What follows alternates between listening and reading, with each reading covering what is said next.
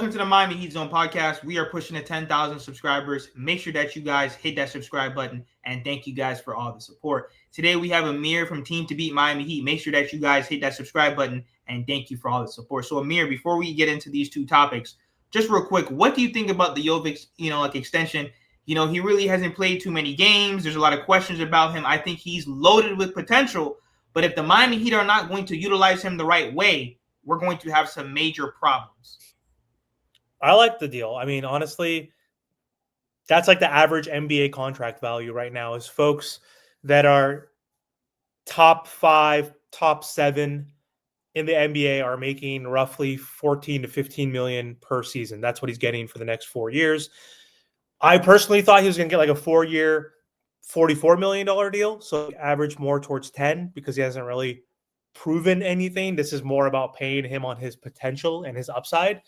So, excuse me, I'm okay with it because he does have a skill set that is unique in the NBA. He's 6'10". He's a forward with guard skills, with the ability to put the ball on the floor, with the ability to get to the rim, pass, play make, and shoot the three. He just needs to improve on rebounding and his back to the basket game, which he's trying to. You could see in Eurobasket, he's been playing more back to the basket, especially on mismatches. He just needs to improve, I think, on the rebounding and stay healthy. He played 46 games last year. The year before that, 46 games. That's simply not enough. That's 92 games in 2 years, right? Out of 164 possible games. That's the biggest issue. I think it's a totally fair value for someone with his skill set. Now, Zach Lowe thinks that this Miami Heat team, even with Tyler Hero out, can still, they can still contend, and he still thinks that this Miami Heat team will make some noise. What's your starting lineup? There's a lot of people saying that Ware's going to start. There's a lot of people saying because of Jovic getting paid, he's probably going to start. Or there's even some people that want the triple big lineup. They want Powell to start. What is your starting lineup, going into this season? And do you think that the Miami Heat can really contend? Because, Bam is saying it now, Davion is saying it. And I really do think in a weak Eastern Conference, they can contend. There's no excuse this season for this Miami Heat team to not be a top 5 team. I mean, I don't know if they can actually contend in terms of the East. Yes, I think they can contend at best for like the 4th seed, I would say. For them to actually get out of the East, that's going to be really difficult. There's got to be growth from Bam, especially compared to last year. Tyler Hero needs to continue on this path of being an all-star. Norman Powell needs to be your second best scorer, potentially. Andrew Wiggins needs to go back to that two-way intensity that he had at one point, and he needs to play well. Like if Andrew Wiggins doesn't play well, then we're kind of screwed. Like if Norman Powell is not playing as good as he did with the Clippers, then we're kind of screwed. So can we compete in a weakened East? Yes, but I still think it's going to be hard to beat a New York Knicks. Like they have a bona fide star on their team. We don't have a superstar on this team. That's the biggest issue is can the collective sum be good enough to compete with teams that have those superstars? Like Jalen Brunson is effectively like a superstar when healthy.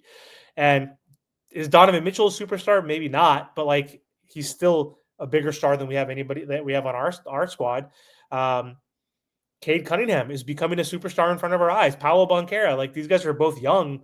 So it might be hard to get even past the Detroits and the Orlandos, but is it possible? Yes. Like, I don't think it's impossible. What was the first part you asked me about as well? Like, what's like your starting lineup right now going into the season? Yeah, that one. So it was going to be Tyler, but since he's going to be out for 8 weeks, you got Davion and Norm 100% as your backcourt. I personally would love to test out the big lineup dependent on matchups. If we're playing the Cavs, I want to play that backcourt. I want to play Nico, Bam, and Kalel all together. You're going to have to stagger their minutes, though. Like, you can't have all three of them in there for the first 6 or 7 minutes of that first quarter. Like maybe you take Kalel out after a few minutes because we only have one other big on the bench, and that's Precious Achua. I don't know how much time he's going to get or if he's going to be in the rotation at all. But like if you do that 3 big man lineup, then Precious has to be in that rotation, I would assume, right? To give some time off for Bam and Kalel. But realistically, I think it's going to be Davion, Norm, Wiggins, Bam, and Kalel to start. I know Jovic just got the contract. He's getting paid starter salary, but I just still think Bam doesn't want to play center. And with Jovic in there, Jovic is not guarding Embiid. He's not guarding Joker. He's not guarding Jared Allen. Like, he's not going to guard those guys. Like, he's not going to guard the big Anthony Davises. Like, he's going to guard the 4. So Bam effectively is going to be a center. If you have Kalel Ware out there, he can actually guard the bigs. I don't know how effective he's going to be. We saw Jared Allen destroy him in the playoffs last year, right? But Kalel put on some size. He's getting a full training camp, another preseason with the Miami Heat. He's going into his second year. So I want the all big lineup. I just don't think it's going to happen. I think it's going to be Kalel for now, and then I think it's going to be dependent on matchup. Honestly, it could switch throughout the season. Yeah, like I just think that this Miami Heat team, I think we have a well-rounded team in terms of size, athleticism, defense, stuff that we've been asking for so long. When you have Bam, Tyler, Norm, and Wiggins, and I think, Norman Powell said himself, of course, every team wants a superstar. You want a superstar, to help lead your team. But he's right when it comes to sometimes you just need a well-rounded, deep team. If you have a team that's well-rounded where you have guys that you can count on, like I said, I don't understand why people are sleeping on Wiggins. I'm not saying he's going to be the next Jimmy Butler, but he's 30 years old. He's a champion. Norman, people forget he's a former champion. He had a great season. These are not scrubs. These are some of those 2 guys are some of the talented guys, the most talented guys we've ever had on our roster. Think about it. When you look, bro, we have like 10 former first-round picks on our roster. Exactly. No more. No offense to the There's guys. No more undrafted. No Gabes, no Maxes. Yeah, there is no more of the undrafted guys that you're, well, you know what, they really can't play. No, we have talented guys. Bam, Tyler, Norman, Wiggins, Davion, Kalil Ware, and Jovic. My only thing is I'm going to need Spo to play the young guys this season. He will. I still think that we can make it out of the Eastern Conference. I still think that only because the East is in shambles. The Bucks, Giannis doesn't even want to be there no more. The Celtics, Tatum is not coming back. Dame is gone. Okay? Philly, they can't stay healthy to save their lives. Cleveland, what have they done? New York, what have they done? Yes, they have good talent. Yes, they have good rosters on paper. But what can they actually do? We've produced more than them. And they're a more talented team. Yeah. Detroit, and Atlanta and the Orlando Magic, they're going to be there. But if you're telling me that you have Davion and Kalil Ware, and like I said, and our group that we have, I don't see why. There's no excuse for us not to be a top 6 seed. There is no excuse for us to be in the play-in. Absolutely 100%. Not. Top 6. Absolutely not. Top 6, as long as we're healthy, at least for the most part, it's embarrassing if we're not in the top 6. We could go to the top 4. I really think we could be. I think we should be anywhere from 4 to 7 at worst. So even if we do make the play-in, like 4 to 7 is kind of the range that I think the Heat are in. 3, if there's other injuries, if Paolo gets hurt, if a Franz Wagner gets hurt on the Magic, even if a Desmond Bane gets hurt, or like a Cade Cunningham or someone, like a Donovan Mitchell gets hurt, a Mobley gets hurt, a Brunson gets hurt. Like you mentioned this, many guys can get hurt throughout a season. So like that can then leapfrog the Miami Heat. Because I'm not worried about Atlanta still. I'm not worried about Chicago or Toronto or that tier. But I am worried that Detroit and Orlando, because they're young and they care more, it seems like, for the regular. No. This Miami Heat team cares. They're locked in more than ever.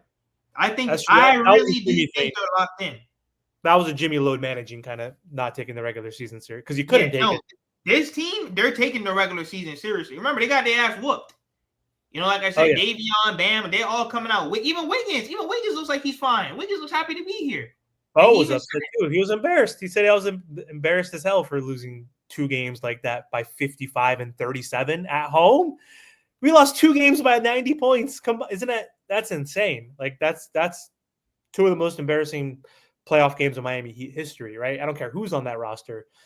That's unreal to lose a home game by 55. Like, that's crazy, right? Like, never has happened before for us. So So, even like I said, Amir, thank you for coming on the show. I think that this Miami Heat season is going to be a lot better than what people think. I still think we have a very talented group. I'm not saying we're going to win the championship, but like I said, this kind of reminds me of the bubble team where, you don't really think they're that good, but there are talented guys on this roster. We have, 10 former first-round picks. There's no excuse. Make sure that you guys go to Amir's channel, hit that subscribe button, and thank you guys for all the support.